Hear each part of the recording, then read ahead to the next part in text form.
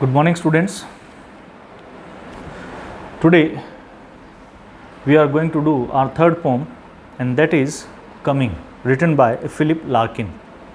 आज जो हम करने जा रहे हैं वो थर्ड पोएम कर रहे हैं, और थर्ड पोएम जो है वो फिलिप लार्किन के द्वारा लिखी गई है। इसके अंदर फिलिप लार्किन अपने बचपन की यादों के बारे में बात करते हैं, और यहाँ कहते हैं कि अपना उसका जो बचपन है वो बहुत ही ज़्यादा बोरियत से भरा हुआ बीता था, और उसके बाद में जिस तरह से गर्मियों के बाद में बसंत ऋतु आती है तो बसंत ऋतु खिल जाती है पूरी तरह से। बसंत ऋतु के अंदर हर चीज़ नई नई सी लगती है, एक नयापन सा नज़र आता है। उसी चीज़ को लेकर के यहाँ पर कवि इस कविता के माध्यम से अपनी यादों को ताज़ा करते हुए कहता है कि युवापन जब आता है तो युवापन उस बसंत के समान है कि जब हर चीज़ नई सी नज़र आती है और वो अपनी उस बोरियत भरे बचपन को भूल जाता है। परंतु यहाँ पर वो वापस से अपने बोरियत भरे जीवन को याद करते हुए इस पोएम के अंदर हमें बताएगा। तो सबसे पहले हम पोइट के बारे में पढ़ रहे हैं कि पोइट कौन है इसके अंदर, और पोइट क्या कहना चाहता है इस कविता के बारे में।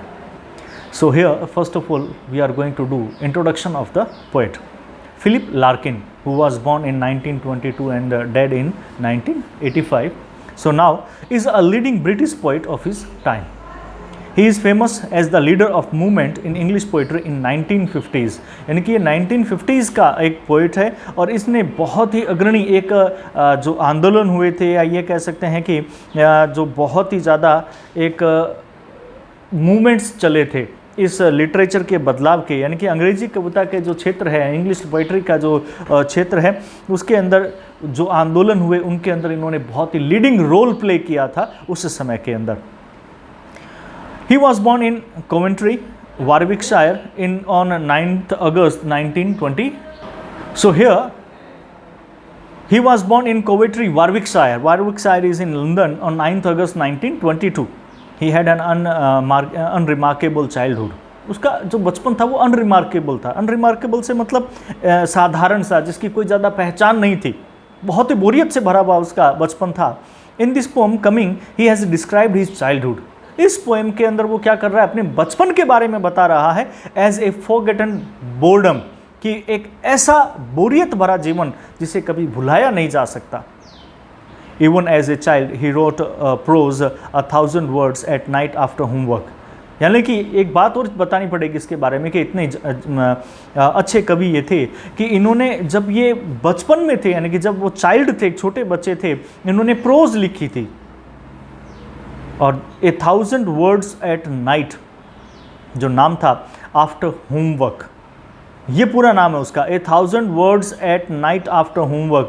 ये बुक उन्होंने, ये एक प्रोज उन्होंने लिखी थी, यानी कि एक चैप्टर टाइप में एक निबंध या एक गद्यांश उन्होंने लिखा था। And poetry also, with that he also wrote poetry, और पोइट्री भी उन्होंने लिखी थी। His first poem Ultimatum appeared in the Listener when he was 18। उनकी फर्स्ट पोएम जिसका नाम अल्टीमेटम था वो प्रकाशित हुई, ठीक है, कब? जब वो मात्र 18 साल के थे, तब उनकी एक ये अल्टीमेटम नाम के लिस्टनर में प्रकाशित हुई थी। एक लिस्टनर नाम का एक न्यूज़पेपर था, उसमें ये पब्लिश की गई थी। Larkin graduated from Oxford University in 1943। 1943 के अंदर ऑक्सफोर्ड यूनिवर्सिटी से इन्होंने ग्रेजुएट किया। This bachelor poet become a librarian. उसके बाद में ये जो बैचलर पोइट है ये लाइब्रेरियन बन गया। Who later on raise the library at the university of Hull to great heights. उसके बाद में उसने बहुत ऊंचाइयों तक उस लाइब्रेरी को पहुंचाया था। ही पब्लिश्ड 4 वॉल्यूम्स ऑफ पोइट्री। उन्होंने 4 किताबें लिखी थी पोइट्री के ऊपर। अ क्रिटिक रिमार्क्ड, इसलिए एक आलोचक ने उनके बारे में टिप्पणी की थी। उन्होंने कहा था the less deceived made his name. The less deceived यानी कि कम धोखेबाज जिस कहा जाए ने उनको यह नाम दिया था क्रिटिक्स लोगों ने। उसके साथ साथ में द विथज़म कि द विटसन वेडिंग ने उनको प्रसिद्ध बनाया था। हाई विंडोज़ ने उनको एक राष्ट्रीय स्मारक बना दिया था। यानी कि ये उनके द्वारा लिखी गई बुक्स थी। यानी कि द लेस डिसीव्ड नाम जब उन्होंने लिखा तो उस वक्त इस बुक ने उन्हें प्रसिद्ध कर दिया था, उनको नाम दिया था कि भी हाँ इस प्रकार के भी एक पोइट हैं। द विट्सन हाई वेडिंग, ये विट्सन वेडिंग नामक जब बुक उन्होंने लिखी थी तो उससे वो प्रसिद्ध हुए, बहुत उनका नाम चलने लगा। और हाई विंडोज़ नामक बुक जब उन्होंने लिखी तो उस बुक के लिखने के बाद में एक राष्ट्रीय स्मारक बन गए थे, यानी कि उनकी एक अलग से पहचान हो गई थी राष्ट्र के अंदर। 1965 में लार्किन ने क्या किया था कि was awarded the Queen's gold medal for poetry, कि 1965 के अंदर लार्किन को क्वींस गोल्ड मेडल दिया गया था पोइट्री लिखने के लिए। He received honorary doctorates from many British universities, उन्हें डॉक्टरेट की उपाधि दी गई थी बहुत सारे जो इंग्लैंड की ब्रिटिश की यूनिवर्सिटीज़ थी उन यूनिवर्सिटियों के द्वारा। 1984 में जॉन बैटिजमैन की डेथ होने पर उनको एक पोइट लैरिएट बना दिया गया था। पोइट लैरिएट क्या होता है? शाही कवि जिसको कहा जाता है, ठीक है, जैसे तानसेन वगैरह हुए थे राजा महाराजों के समय में, ऐसे शाही कवि इनको बना दिया गया था। और सॉरी, इनको ऑफर दिया गया था, इनको बनाया नहीं गया था, इनके सामने एक ऑफर दिया गया था कि इनको पोएट लैरिएट बनाया जाए, परंतु उन्होंने इस ऑफर को स्वीकार नहीं किया, वो मना कर दिया। He didn't accept this offer and refuse to do it to become a poet laureate. 2 दिसंबर 1985 को उनका क्या हो गया था? डेथ हो गई थी, उनकी निधन हो गया था। ये तो था इंट्रोडक्शन किसके बारे में? पोएट के बारे में। अब ये पोएम जो है वो क्या है, आप इसके इंट्रोडक्शन के बारे में पढ़ लेते हैं। The poem coming has been taken from Larkin's collection of poems the less deceived. ये पोएम जो उनकी फर्स्ट पोएम थी जिन्होंने इनको नाम दिया था, उसी के अंदर से ये एक पोएम ली गई है। कौन सी? द लेस डिसीव्ड नामक जो बुक उन्होंने लिखी थी, उसी के अंदर से ही ये पोएम लिया गया है। This extract has been taken from his book the less Deceived. It establishes the poet's kinship with the environment. Kinship मतलब संबंध, कि यहाँ पर ये पर्यावरण के साथ में इनका जो संबंध है वो स्थापित करती है ये poem. The poem describes the poet's mood when winter is coming to an end and when spring is to arrive, कि यहाँ पर इस पोएम के अंदर जो कवि का मूड है उस मूड को ये एक्सप्रेस कर रही है ये पोएम, कि जब समर खत्म हो जाती है, सॉरी विंटर खत्म हो जाती है, आफ्टर विंटर स्प्रिंग कम्स, कि जब विंटर खत्म हो जाती है और वो अंत होने के कगार पर है, खत्म होने के कगार पर, यानी कि सर्दी की ऋतु समाप्ति की ओर है और उसके बाद बसंत ऋतु आने पर है, is about to come. Spring जो है वो आने पर ही है, बसंत ऋतु आने पर ही है। तो उस वक्त उनके जीवन में क्या उथल पुथल होती है, वो कैसे उसका स्वागत करते हैं, वही इसके अंदर लिखा हुआ है, इस पोएम के थ्रू वो बता रहे हैं। It reminds us of Shelley's famous poem. एक पीबी शैली ने एक बहुत ही प्रसिद्ध पोएम लिखी थी, if winter comes can spring be far behind, कि अगर सर्दियां आ गई हैं तो क्या स्प्रिंग बहुत ज़्यादा दूर है। बहुत शानदार कविता थी और बहुत ही बढ़िया ये पोएम थी जो काफ़ी फेमस हुई थी। ये जब पोएम हम पढ़ते हैं तो हमें उस पोएम की याद आ जाती है, क्योंकि उसके अंदर भी हम ऐसी ही कुछ बातें पढ़ते हैं। The advent of spring is being hurled by a thrush, यानी कि जब स्प्रिंग का आगमन होता है, आपको ध्यान होगा ये एक कहा जाता है कि जब बसंत ऋतु का आगमन होता है, स्प्रिंग का आगमन होता है, तो इसकी सूचना एक हर्लेड नामक एक पक्षी के द्वारा दी जाती है जो आकर के बताता है।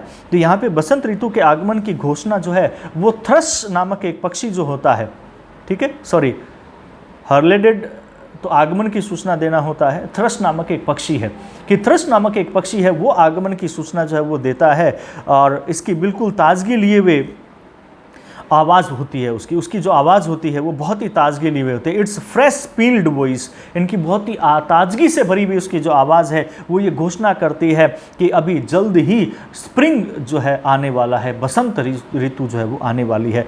तो जो पोइट है वो ट्राई करता है to forget his uneventful and boring childhood. तो यहाँ पर पोइट जो है वो ये कोशिश करता है कि उसका अनइवेंटफुल, यानी कि वो एक जो महत्वहीन कार्यों से भरा हुआ उसका जो बचपन है, बोरिंग, बहुत ही बोरिंग सा उसका जो बचपन है वो भूल जाए, ठीक है, but starts to be happy. और वो क्या है, बसंत के रूप में, जिस प्रकार से बसंत के साथ साथ में खुशियाँ आती हैं, ऐसे ही वो क्या करता है कि कवि अपने महत्वहीन और बोरियत से भरे हुए अपने बचपन को याद करता है, परंतु अब बसंत ऋतु के आगमन के साथ वो प्रसन्न रहना चाहता है और प्रसन्नता का अनुभव करता है और अपने उस समय को वो भूल जाना चाहता है। अब हम कर रहे हैं इसमें समरी कि इस पोएम की समरी क्या है, और समरी के बाद में हम क्या करेंगे, इसकी एक्सप्लेनेशन करेंगे। ठीक है, तो समरी में क्या कहता है देखिए। Philip Larkin refers to the forgotten boredom of his childhood. Here in this poem, the Philip Larkin is presenting his boredom childhood. Now he is filled with joy at the advent of spring season, when the winter evenings are longer. The fronts of the houses are bathed in light with a chill and yellow. Then the poet hears the singing of thrush hidden in the laurels in the deep beer garden. This bird is heralding the advent of spring season, singing, "It will be spring soon." That the poet is saying here that the thrush-hold bird is singing, and it sings that the spring will be near, and the spring will come soon. So thus taking the place of winter season, and it will take the place of the winter season. Larkin goes back to his childhood. Now with this poem, the poet is going back in his childhood when he listens to the spring singing of the thrush. Again he is remembering his childhood after listening to the thrush bird. His childhood had been uneventful and full of boredom at that time, and now he is reconciled to the present time, just as the other adult people are becoming reconciled with the unusual laughter of the people. And then the poet also begins to feel happy with this spring season, or to listen to the thrush voice. क्या कह रहा है यहाँ पे कविता, मैं इसको हिंदी में आपको एक्सप्लेन कर देता हूँ। फिलिप लार्किन जो है वो अपने बचपन के संदर्भ के अंदर यहाँ पर एक बहुत ही विस्तृत से अपने बोरियत भरे जीवन के बारे में वर्णन कर रहा है। अब वे बसंत ऋतु के आगमन पर प्रसन्न होते हैं और अपने बोरियत से भरे हुए उस जीवन को वो भूल जाना चाहते हैं।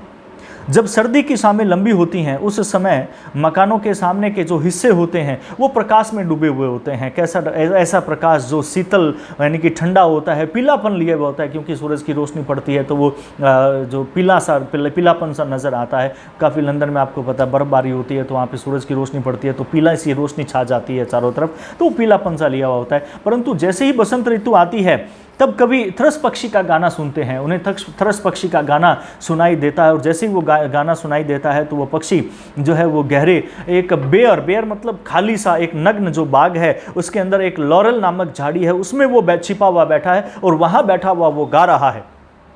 और वो क्या गा रहा है, वो पक्षी, उसकी बहुत ही मधुर सी प्यारी मीठी सी आवाज़ है और वो गा रहा है कि ये बसंत ऋतु जल्द ही आएगी, वो जल्द ही आने वाली है।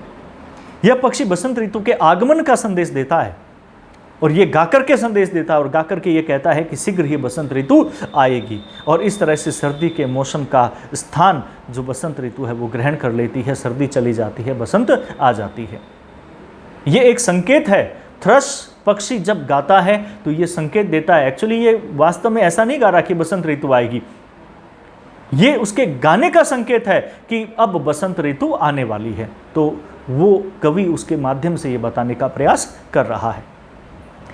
लार्किन अपने बचपन की ओर लौटता है कि जब वो इनको सुनता है, उस थ्रश पक्षी को सुनता है तो वो अपने बचपन की यादें उसे ताज़ा हो जाती हैं।